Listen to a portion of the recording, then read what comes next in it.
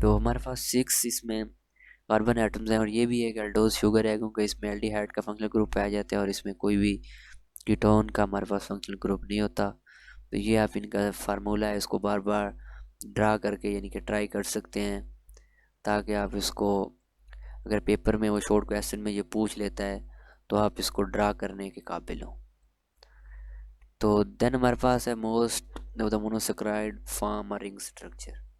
तो अगर सॉल्यूशन में इन्हें डाला जाए तो एमसीक्यूज पूछ लेता है मोस्टली कि मोनोसेक्राइड कौन सा स्ट्रक्चर बनाते हैं। तो हमारे पास मोनोसेक्राइड एक रिंग स्ट्रक्चर बनाते हैं in the solution. For example हमारे पास राइबोज है, तो राइबोज को अगर हम डालेंगे सॉल्यूशन में तो ये हमारे पास एक 5 कॉर्नर रिंग बनेगी जिसको रिब्यूफेरानोज कहते हैं। यानी कि अगर हम राइबोज को वाटर में डालेंगे तो ये एक 5 कॉर्नर रिंग स्ट्रक्चर बनाएगा और उस स्ट्रक्चर को हम कहते हैं रिब्यूफेरानोज।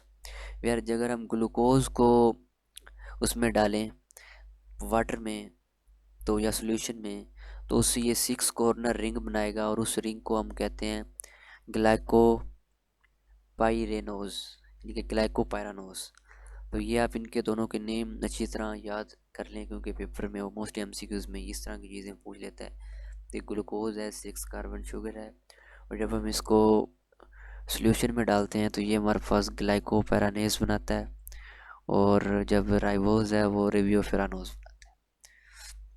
तो अब उसने हमें ये इसमें सॉल्यूशन में डाल के इनका स्ट्रक्चर दिखाया हुआ भी है कि ये हमारे पास राइबोज था, हमने इसको डाला उसमें सॉल्यूशन में तो ये रिब्यूफेरानोज बना, और ये हमारे पास ग्लूकोज है, जब हमने इसको वाटर में डाला या सॉल्यूशन में डाला तो ये हमारे पास रिब्यूफेरानोज बना। तो इन दोनों का स्ट्रक्चर आप मतलब ट्राई करके ड्रा कर सकते हैं। हमारे पास फर्स्ट कार्बन एटम है, ये सेकंड है, ये थर्ड है, ये हमारे पास फोर्थ है, ये हमारे पास 5 है क्योंकि 5 कार्बन होता है, 1 2 3 4 5। तो अब इनके हाइड्रोजन यानी कि फर्स्ट में OH ऊपर होता है, और ये ग्लूकोज और रिब्यूफेरानोज यानी कि राइबोज और ग्लूकोज में यही फ़र्क है कि जो हमारा राइबोज होता है इसमें OH ग्रुप फर्स्ट में ऊपर की तरफ होता है, और इसमें ग्लूकोज में हमारे पास OH ग्रुप नीचे की तरफ होता है। देन उसके अपोजिट H लगेगा, देन H और H एक दूसरे के अपोजिट होते हैं, और H एक दूसरे के अपोजिट होते हैं। नेक्स्ट हमारे पास ये रिंग रहेगा क्योंकि रिंग के अंदर हमारे पास राइबोज में दोनों एच ही प्रेजेंट होते हैं, बाहर OH होते हैं, देन आगे है तो इसमें H नीचे की तरफ आ जाएगा, इसमें H2 आ जाएगा और ये OH आ जाएगा। ये हमारे पास ग्लूकोज है, इसमें OH पहले नीचे की तरफ होता है, तो फिर इसमें क्या होगा कि इसमें H और OH वो होगा, लेकिन इसमें एक जो कार्बन नंबर थर्ड पे OH होता है वो हमारे पास रिंग के अंदर होता है। बाकी इसका स्ट्रक्चर भी सेम है, इसमें 6 कार्बन है तो ये 6 नंबर इधर लग जाएगा और इसके साथ बच जाएगा। तो नेक्स्ट हमारे पास है कि in free state glucose is present in all fruits. तो अगर हम फ्री स्टेट में स्टडी करते हैं तो हमारे पास जो ग्लूकोज है ये ऑल फ्रूट्स में हमारे पास प्रेजेंट होता है। बीइंग अबंडेंट इन ग्रेप्स, तो ये कहाँ कहाँ अबंडेंट होता है, यानी कि ग्रेप्स में, फिग्स में और डेट्स में ये अबंडेंट अमाउंट में पाया जाता है। और ब्लड, तो ये मोस्ट इंपॉर्टेंट एमसीक्यूज है, मोस्टली हर दफा पेपर में आया होता है क्योंकि नॉर्मली हमारा ब्लड जो है इसमें कितना 0.08% ग्लूकोज होता है। तो in combined form it is found in many disaccharide. तो अगर कंबाइंड फॉर्म में देखें तो हमारे पास जब मोनोसेक्राइड मिलते हैं तो हमारे पास डाइसेक्राइड, ओलिगोसेक्राइड और पॉलीसेक्राइड बनते हैं।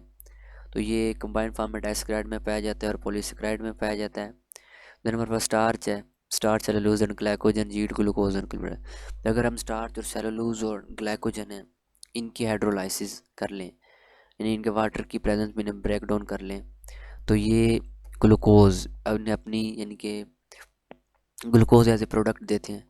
Glucose is naturally produced in green plants. तो ग्लूकोज जो है वो नेचुरली हमारे पास ग्रीन प्लांट्स में which take carbon dioxide from the air and water from the soil to synthesise glucose.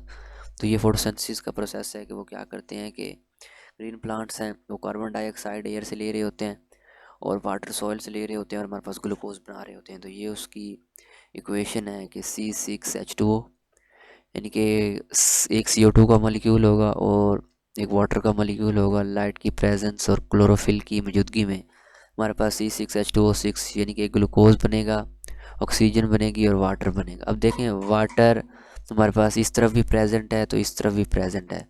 ये जो हमारे पास वाटर है इसको हम कह सकते हैं एक बाई प्रोडक्ट है, यानी कि रिएक्टेंट में भी प्रेजेंट है और प्रोडक्ट्स में भी प्रेजेंट है।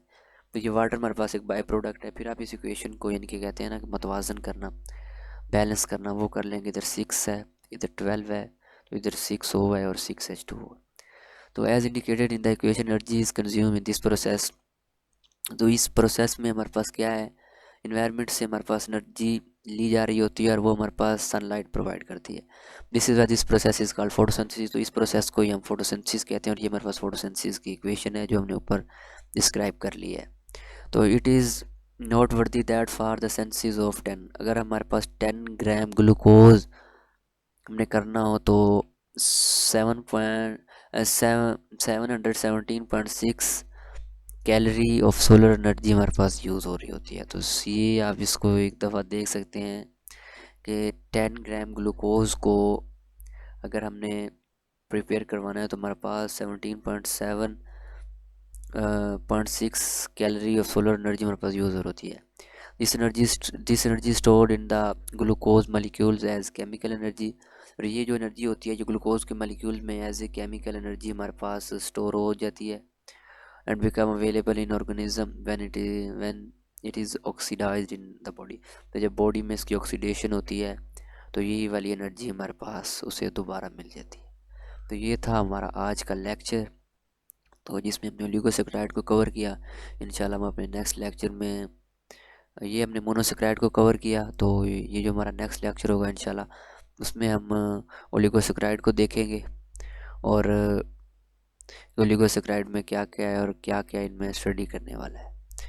तो यहाँ तक अगर आप किसी का कोई क्वेश्चन है तो आप कमेंट सेक्शन में पूछ सकते हैं, और अगर वीडियो अच्छी लगे तो चैनल को सब्सक्राइब और वीडियो को लाइक कीजिएगा और अपना बहुत सा ख्याल रखिएगा।